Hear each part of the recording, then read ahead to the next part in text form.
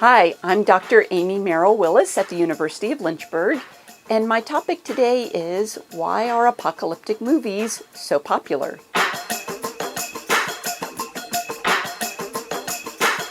I am Associate Professor of Religious Studies here at the University of Lynchburg. I teach Bible and religion, and my great love is to talk about apocalyptic literature in the Bible and in popular culture, because I find that thinking about the end of the world helps us figure out what matters most to us. So you're here to save the world. The Matrix, Wall-E, Zombieland, I Am Legend, Precisely 74% of you shall die. Snowpiercer. What do all of these movies have in common? Well, all of them are called apocalyptic movies and feature stories about a future world that is dreary, dark, sometimes even hopeless.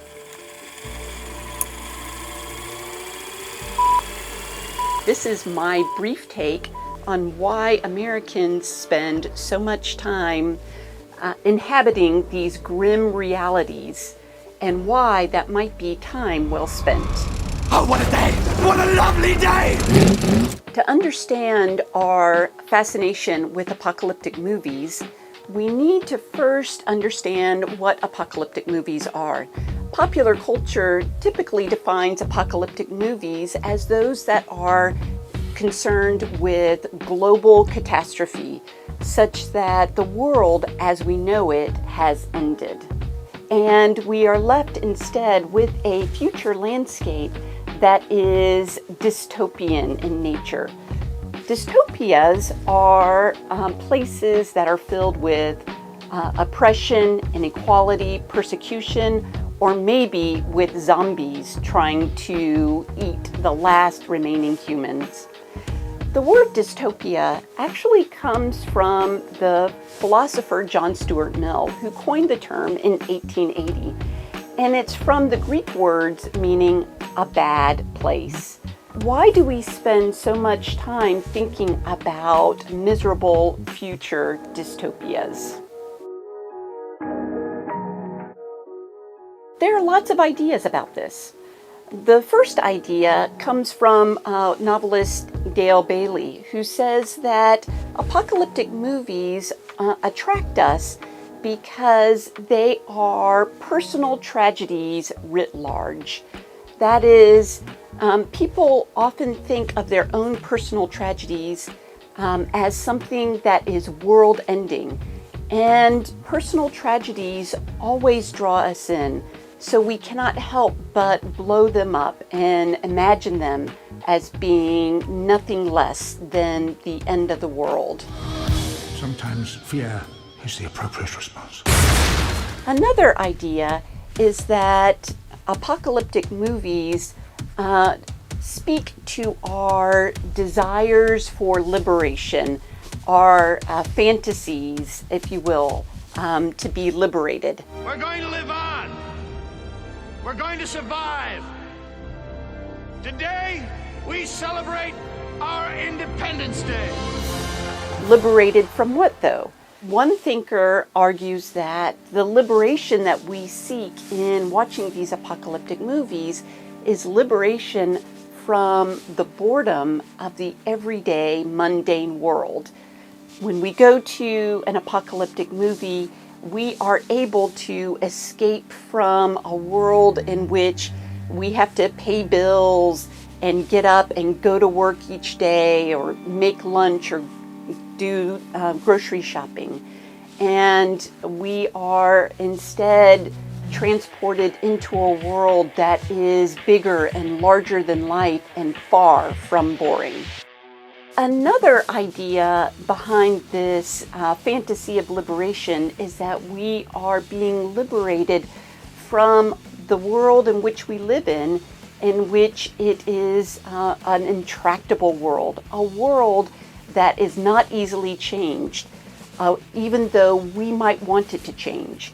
So instead, we can watch a movie where the world is changing, maybe quite dramatically, thereby fulfilling our desire to see change in the world that we can't otherwise accomplish.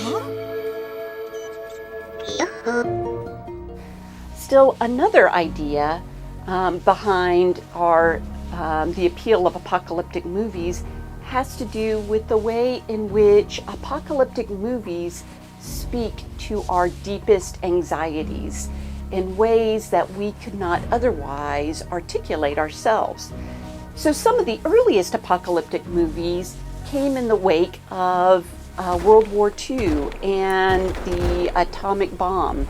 Atomic technology induced our anxieties about the kind of world we were creating with nuclear energy.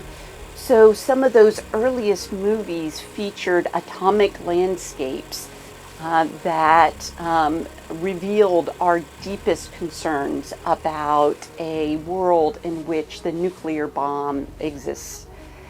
More recently, our movies like Wall-E express our concern with living in a world of environmental catastrophe, or a world in which digital technologies run amok, as in The Matrix.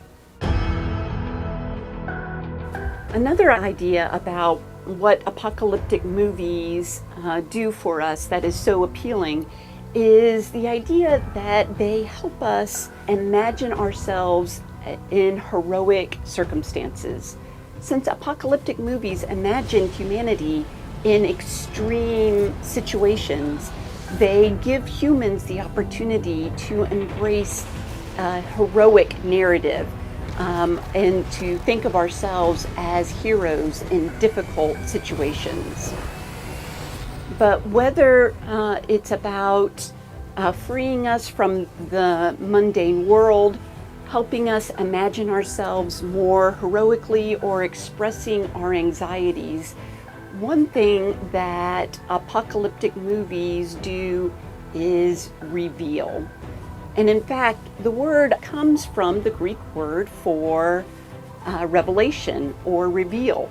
So apocalyptic movies and apocalyptic stories are things that reveal the world to us, reveal the nature of the world to us, whether it is revealing to us exactly how unjust our world is, or how dangerous our world has become, or how deep our anxieties are about injustice and inequality. There's a 100% chance that we're all going to die! Apocalyptic movies reveal the nature of things. And in that revelation, it provides us with the opportunity to think about our moral compass. And this is one of the great values of apocalyptic movies. In imagining these extreme circumstances that humans find themselves in a dark future world, they are often revealing to us our very realities that we're living in now. A world that is maybe not run amok with zombies, but certainly a world that is beset with viruses and poverty and other things that threaten our lives together. What will our moral response be? How will our moral compass function in those circumstances? Apocalyptic movies give us the chance to explore that. Will we choose to build up relationships in the face of a threatening world? Or will we choose to go it alone? They give us the opportunity to engage in an act of imagination that allows us to be more hopeful about humans and the world that we are creating, and our capacity to be moral agents.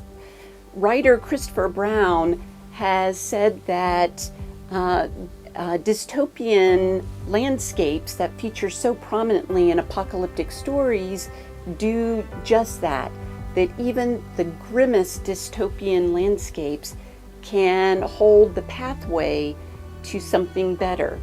That is, apocalyptic movies, by allowing us to picture truly terrible realities and a terrible future, can also allow us to use our imaginations to think of a better way of being, and a better way of living, and a better way of creating our society.